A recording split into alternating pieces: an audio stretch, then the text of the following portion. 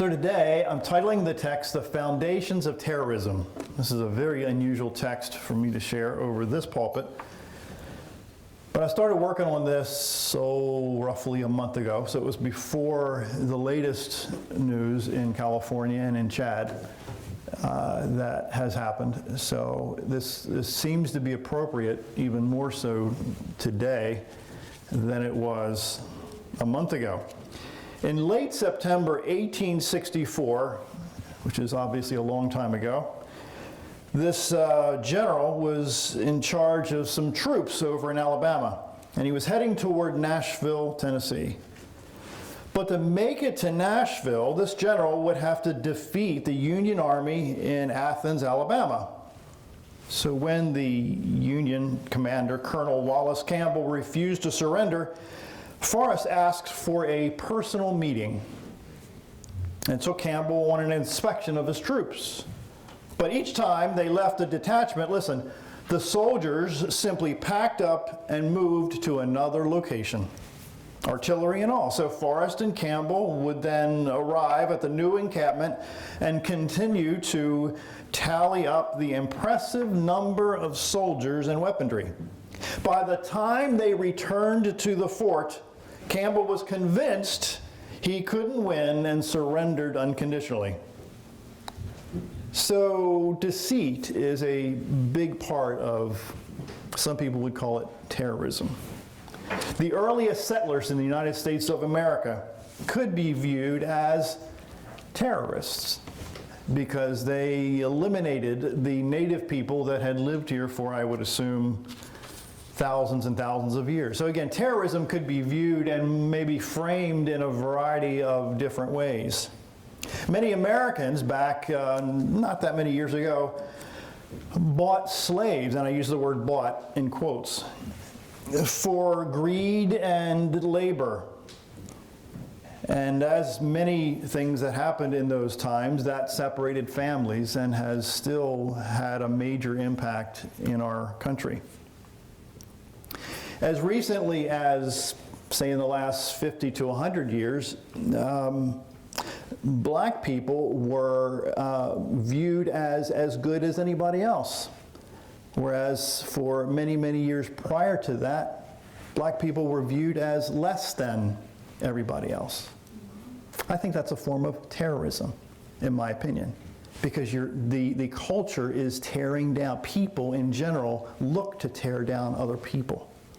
During World War II, Japanese families, American Japanese households, were put in prison because of the potential threat. I view that as terrorism.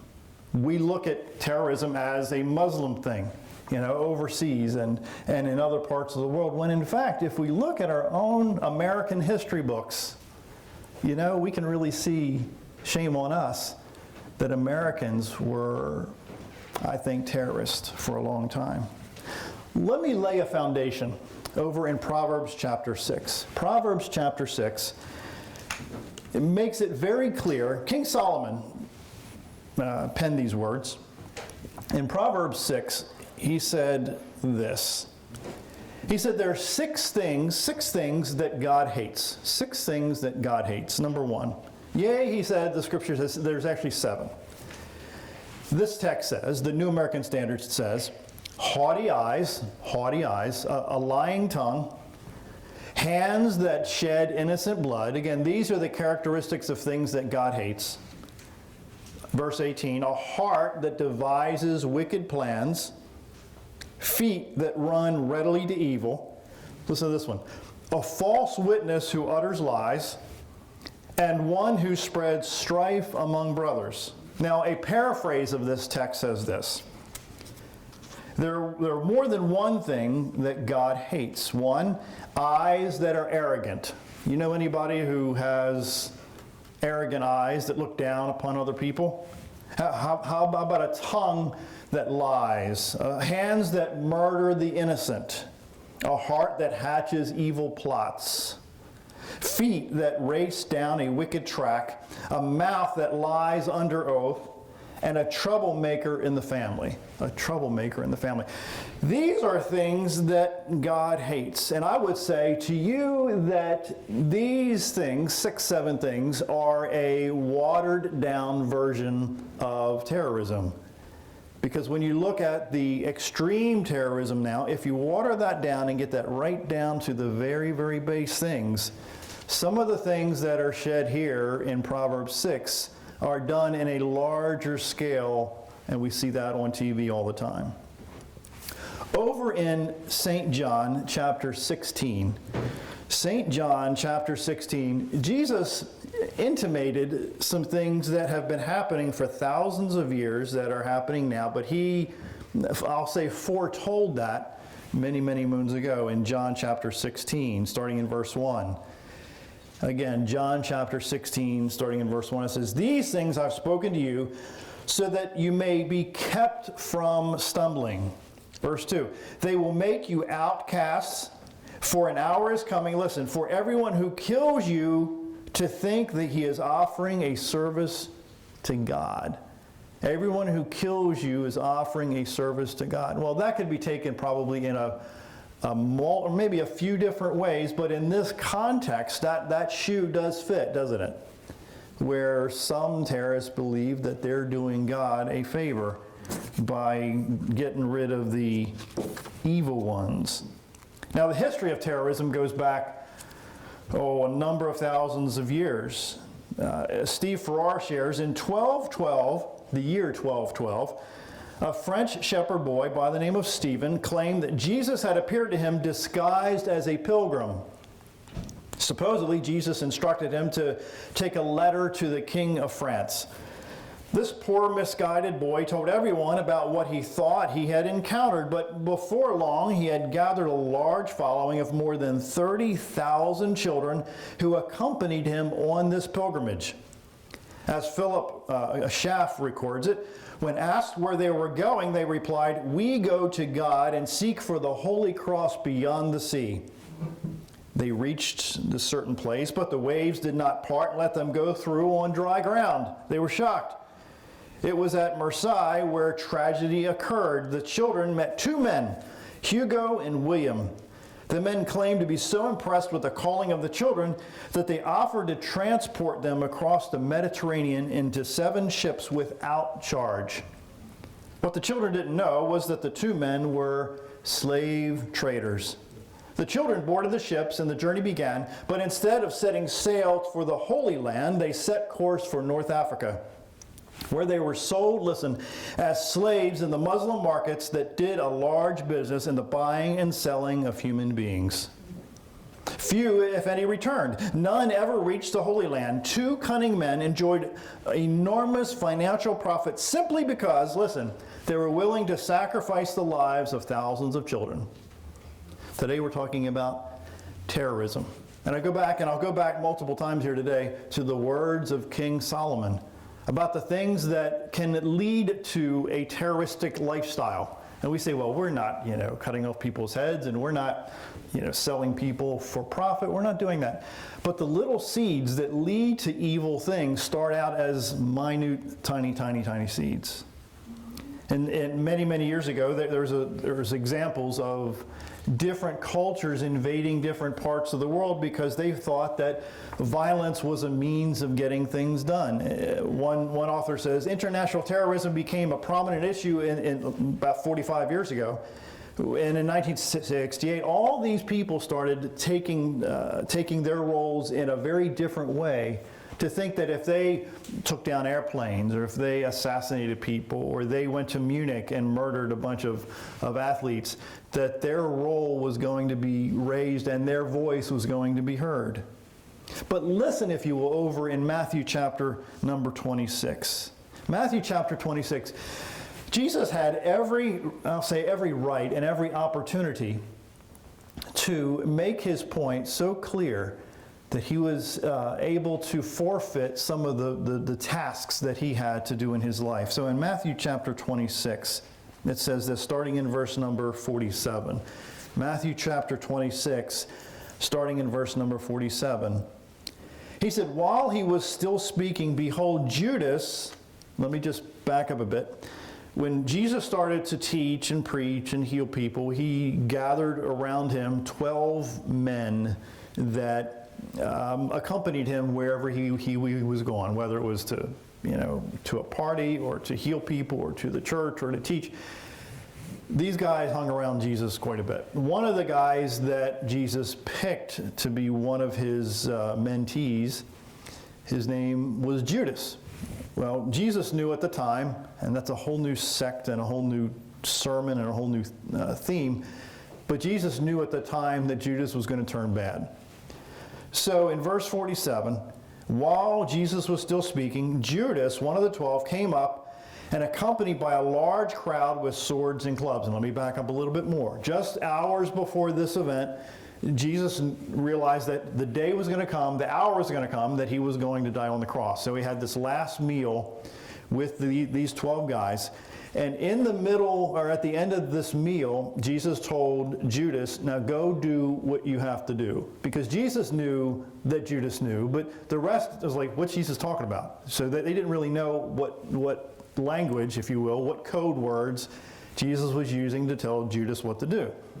So again, I'll just say it for the third time.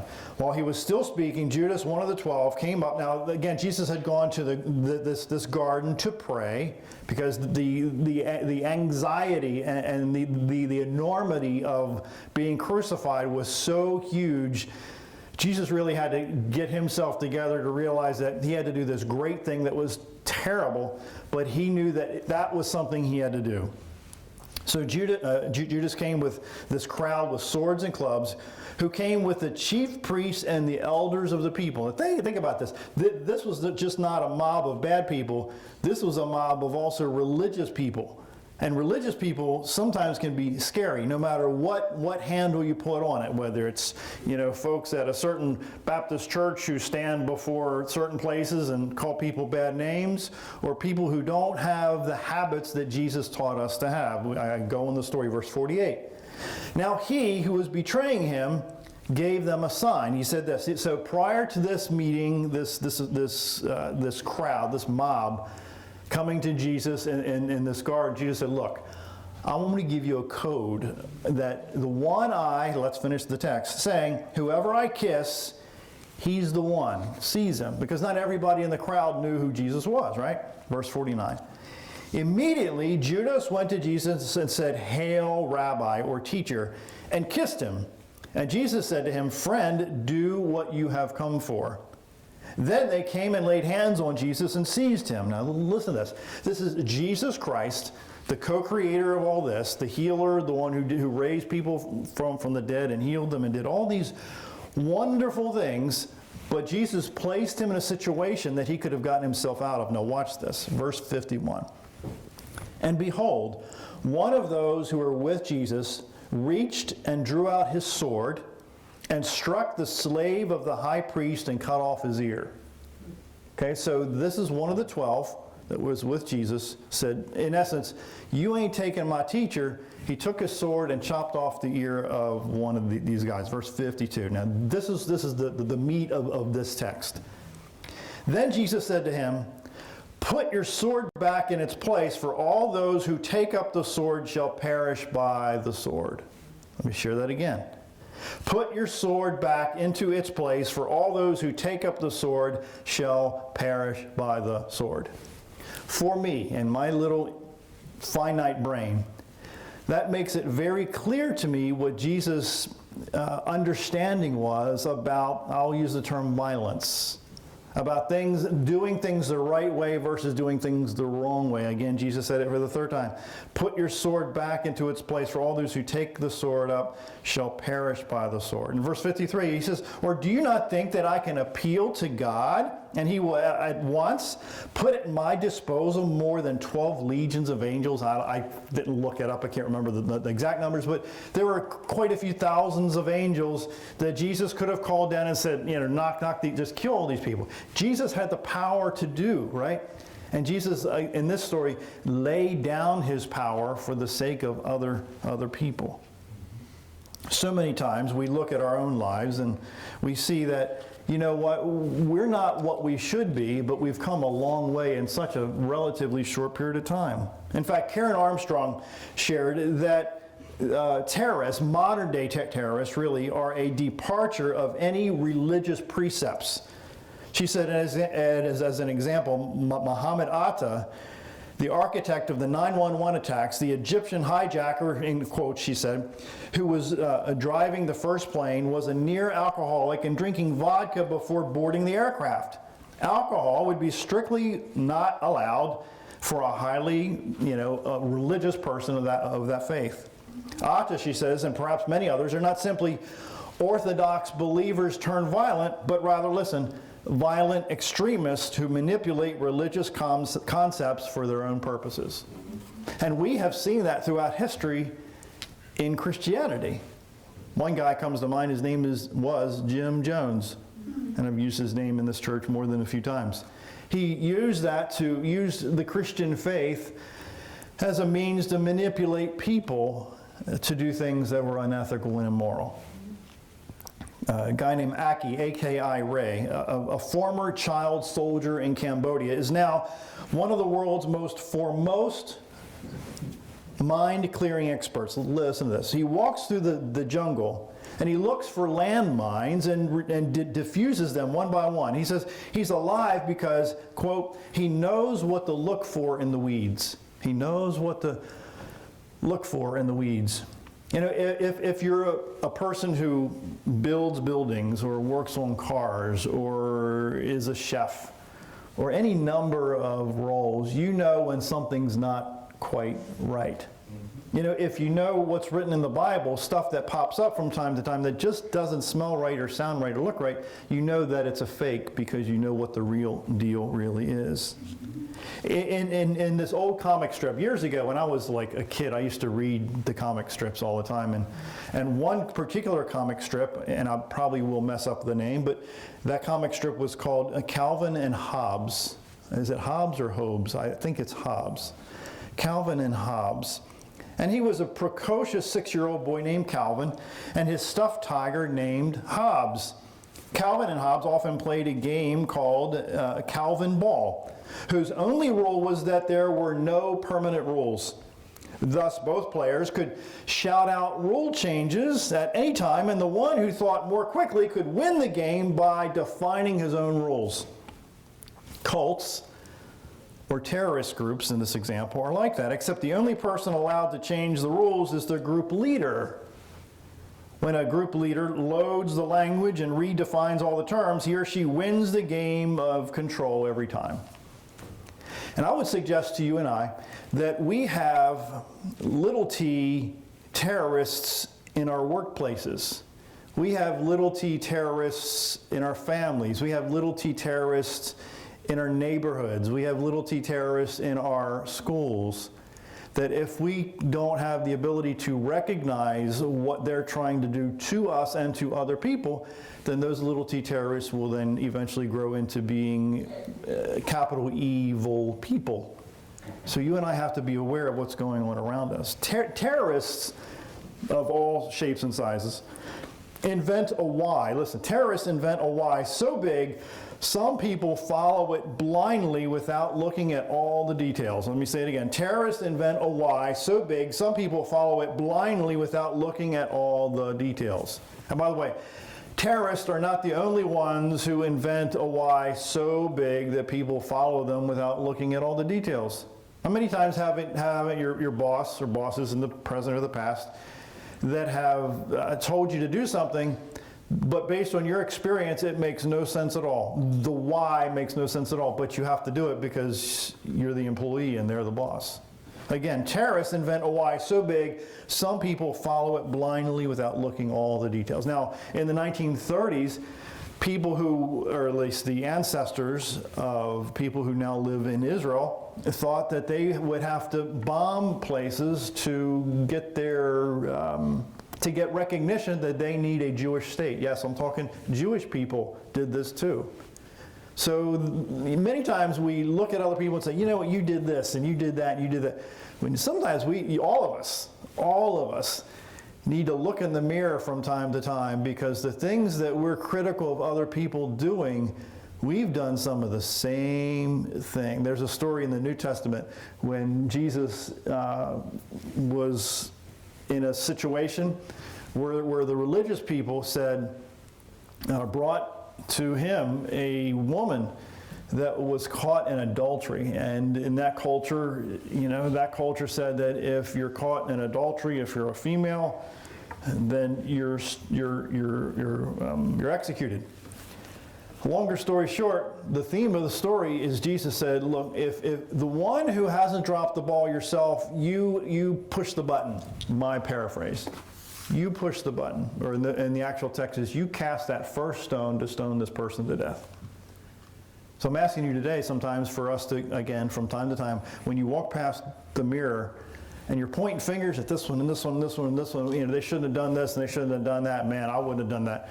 Let's stop and think about our own shortcomings before we think we're all that. Because none of us here are all that. I go back to Proverbs chapter 6. This will be the second or third time I'll be sharing this here today. Here are things that God hates, and one more that he loathes with a passion: eyes that are arrogant, a tongue that lies, hands that murder the innocent, a heart that hatches evil plots, feet that race down a wicked track, a mouth that lies under oath, and a troublemaker in the family. These are things that God hates. So I would suggest to you that you and I have at different times in our lives worn those shoes. I mean, for any of us to say that we haven't worn those shoes, I would dare say your nose is growing so far it's going to bang me in the eyeball. Because we've all worn those shoes at a variety of times in our lives. Sometimes some of us have worn them more than once or twice.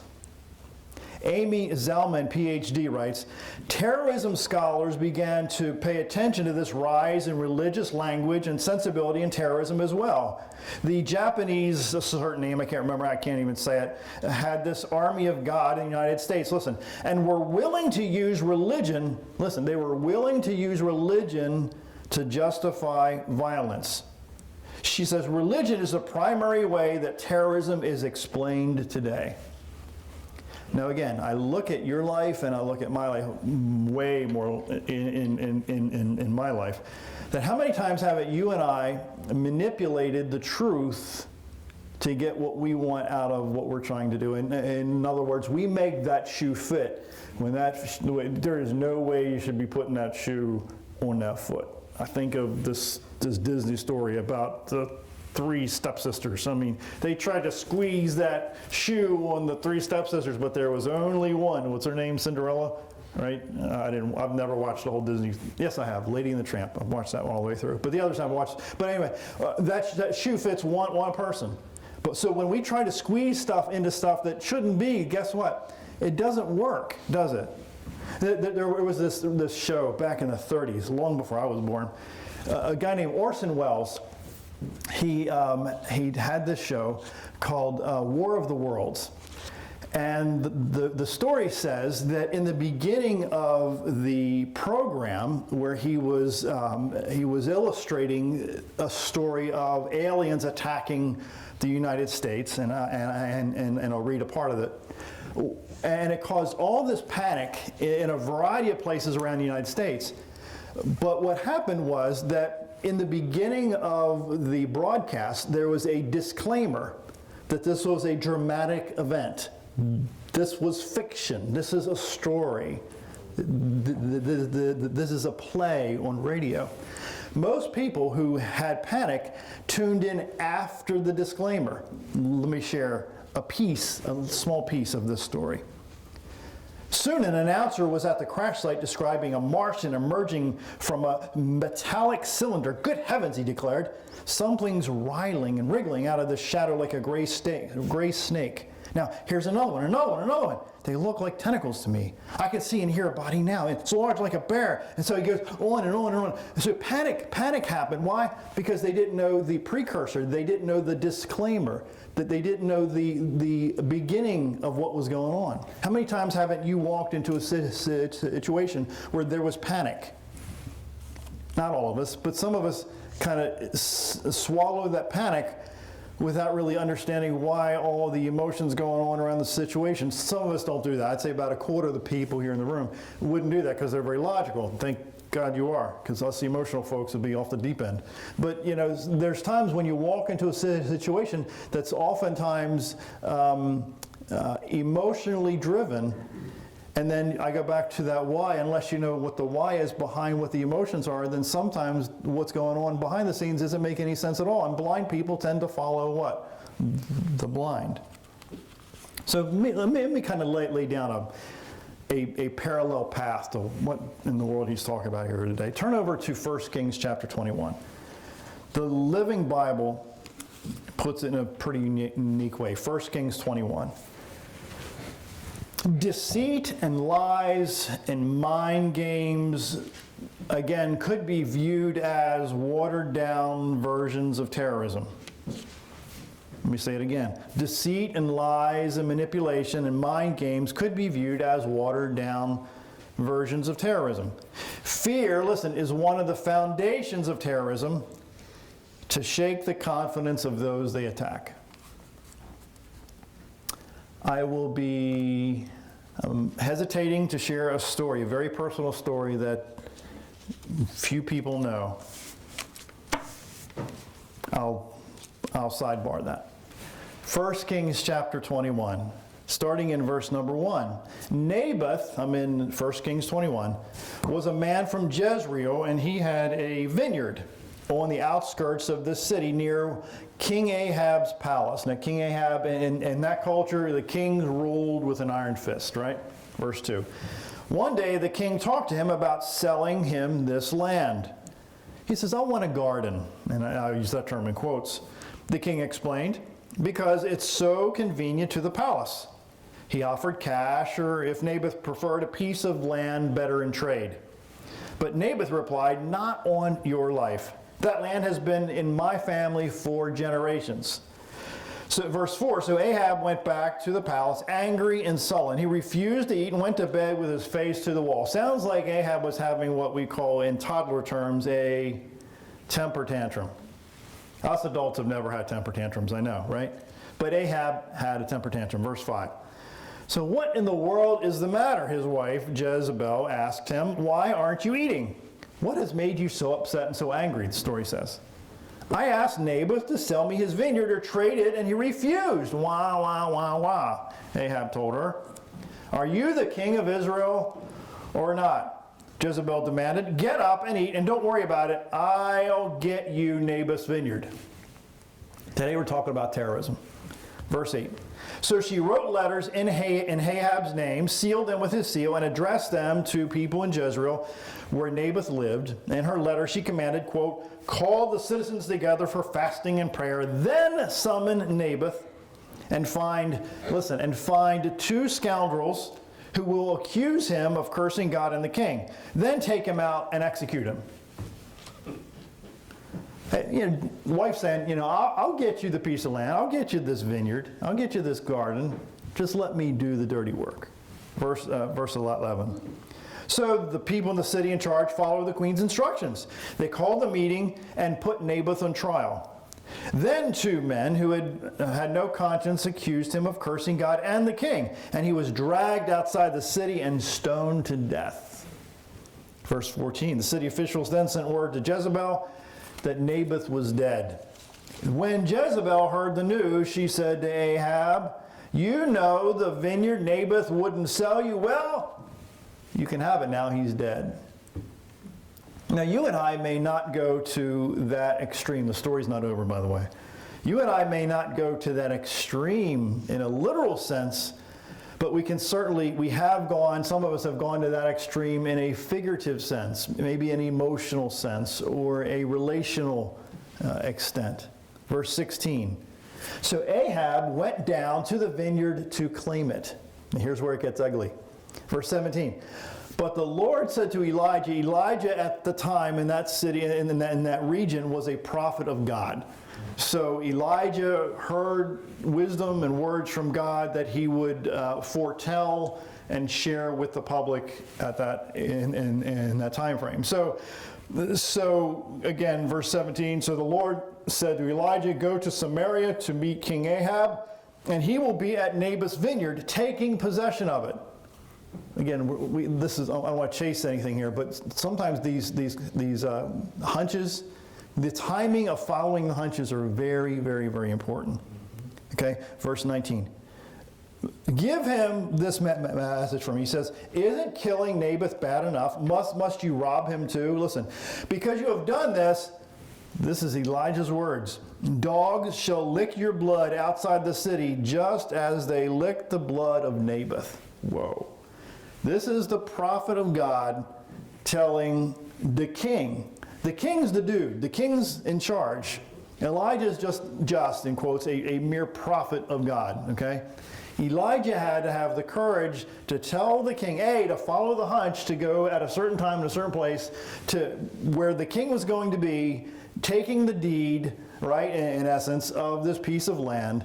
And so because you've done this to Naboth, you're going to die.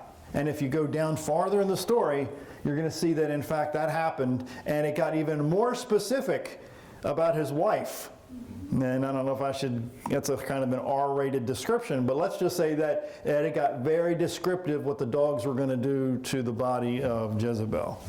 So I go back to what I shared early in the beginning. Terrorists invent a why. Listen, terrorists invent a why so big, some people follow it blindly without looking at all the details. Have you ever found yourself at the end of a path and you realize that you followed this path for X amount of time and the end of that path made no sense at all? It didn't get you where you thought you were going to get it to, because the person who gave you the why had maybe a motive that wasn't exactly very, very pure. True. Terrorists take what doesn't belong to them to get what they want. Sounds like what Ahab and Jezebel did, which I would define as a form of terrorism. And that goes throughout the entire Bible. And man, could I get real deep into that. A variety of people, good and or bad, and maybe in between, had habits and did things that by today's definition could be very easily categorized as terrorism. Now, pause a minute, just for a minute or two, and think about your own life and the lives of people who have lived or live in your life now. Let me get more specific. Think about the times you've looked in the mirror and said, you know what, I shouldn't have done that. You didn't use these words probably, but I was a terrorist in this situation, and I haven't made it right. The point being is that you and I can't assume that people are going to do right in our name. That's the point of the story. If my name is so important, then you better be very, very sure that when you place something in somebody's hands in your name, that's done correctly, because your name's attached to it. Do you understand? Because if not, then you could be, at least in my story, you could be viewed as something that you weren't intending to do. Does it make any sense to anybody at all here today? So many of the characteristics of maybe a few people I've known match some of the characteristics of terrorists. Now, I know you and I have known little people, I'm talking toddlers, that at least in your mind have called terrorists. I mean, some toddlers are, whoa, man, you're not even sure if they're going to reach adulthood because they're so evil. Okay, that's not really the kind of terrorists I'm talking about. I'm talking us adults that know better. You know what I'm saying? In fact, Paul in the New Testament, was a former terrorist by definition. In fact, he handled as some people would call it these days, the logistical work of terrorism. The King James said that he would hold the coats of those that would be assassinating Christians.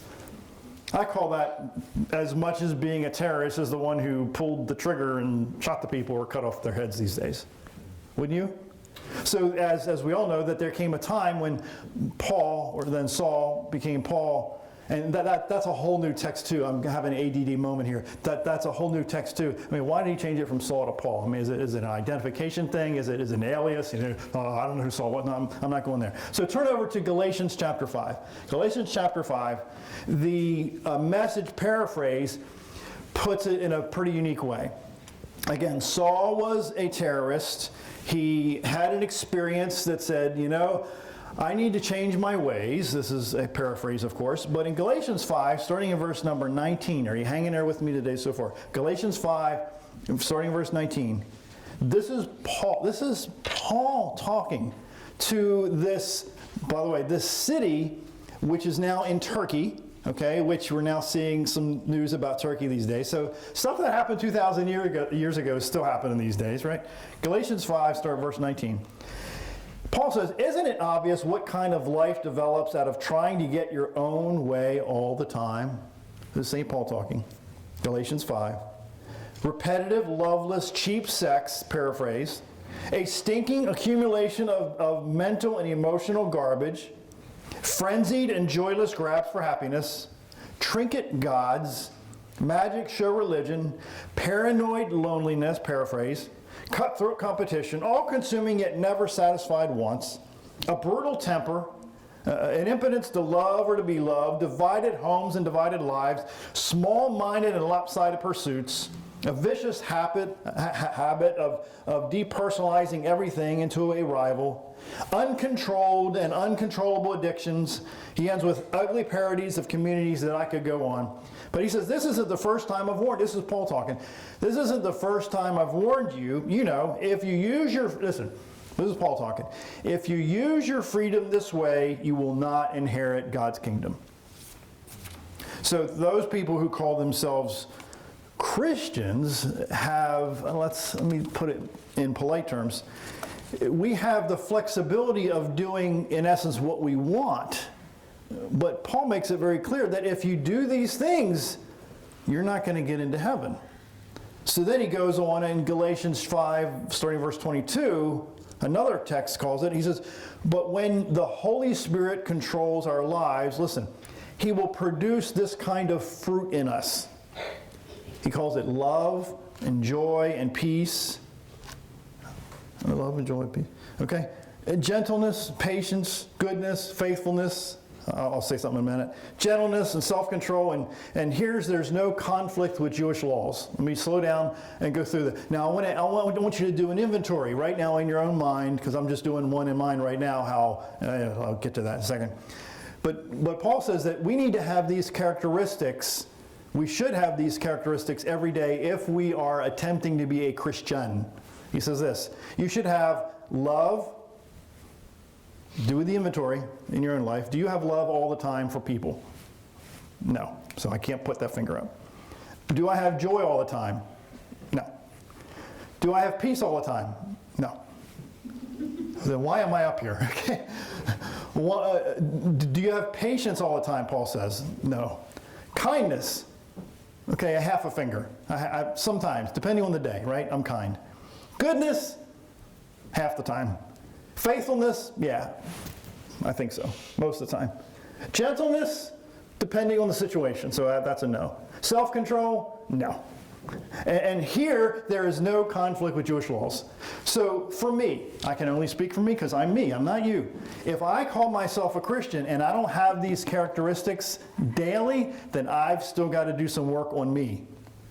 So I would suggest to you, if you and I are at least, if you are a little like me, at least in some way, and we don't have these characteristics, and we're striving to be a Christian, then maybe we still have some work to do in our own lives. And so I go back for the third or fourth time to what Solomon said. These are the things that God hates. Eyes that are arrogant, and we've all had arrogant eyes, haven't we? We look down on people that, you know what, they don't have what we have, and I don't have what, you know what I'm saying? We have this aroma. Have you ever smelled people that forgot to use deodorant? I mean, you can smell them in the next room. I've walked in a room before, and the person forgot to use deodorant, and whoo! That's a whole new sermon. Yeah, eyes that are arrogant, a tongue that lies, hands that murder the innocent. And I'm not talking stopping, not always stopping a heart. I'm talking stopping their emotions, cutting them off at the knees. I mean, just doing evil stuff in their lives. A heart that hatches evil plots. You know people in your own life that have hatched evil plots in your life, right? Feet that race down a wicked track. A mouth that lies under oath.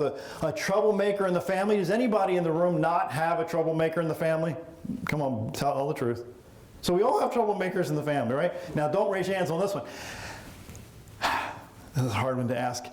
How many times have you been a troublemaker in your family? Don't raise your hands. Don't embarrass yourself.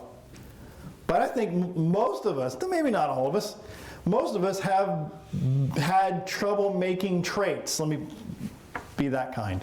We've had we've had a gene pop up.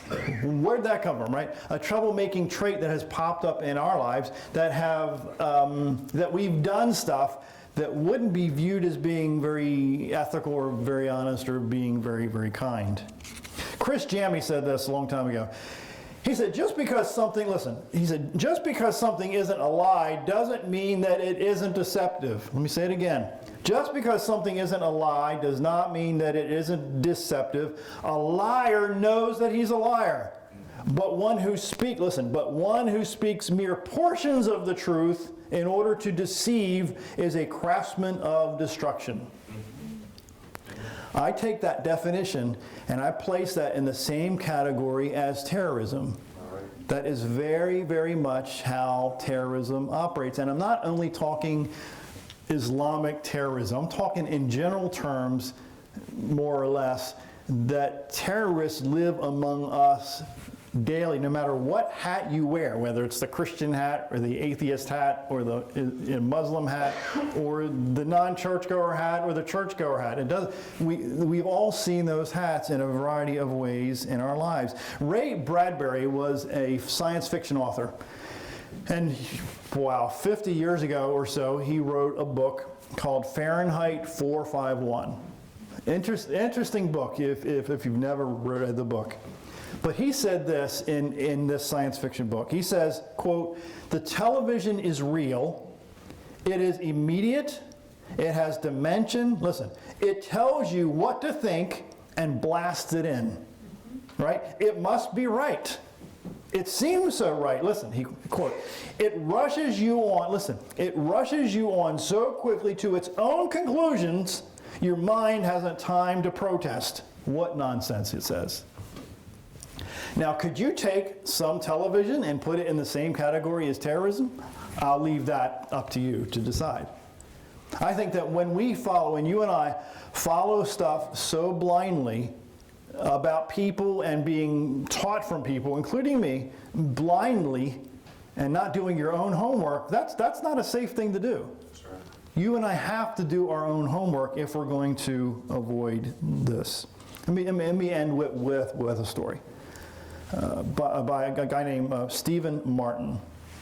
And he shares a story about an experience he had, but he changed the name of the person in the story to protect the identity of the person. But the story really got me between the eyes.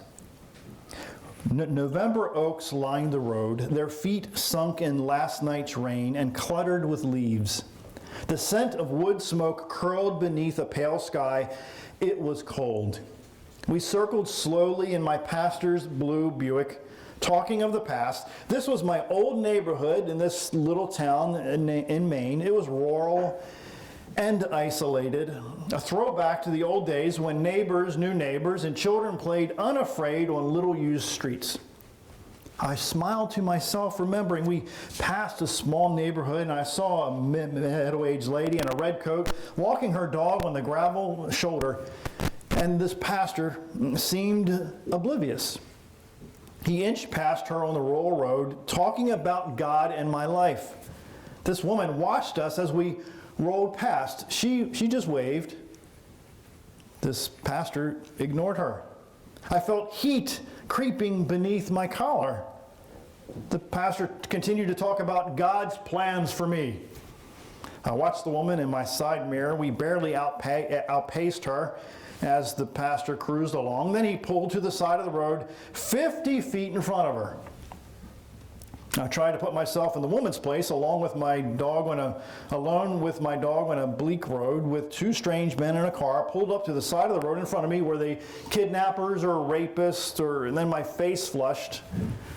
Undisturbed, the pastor continued, listen, his slow monologue. From my peripheral vision, I saw the woman began to approach the car. She waved through the closed window at the pastor, and, "Are you gentlemen lost?" she said pleasantly, her voice muffled by the glass. "Do you need directions?" I just smiled at her. But the pastor continued to ignore her and continued to talk. The woman cocked her head and puzzled, like, "What are you doing?" My skin got all ruffled. I felt confused. Surely the pastor could see her and hear her, couldn't he?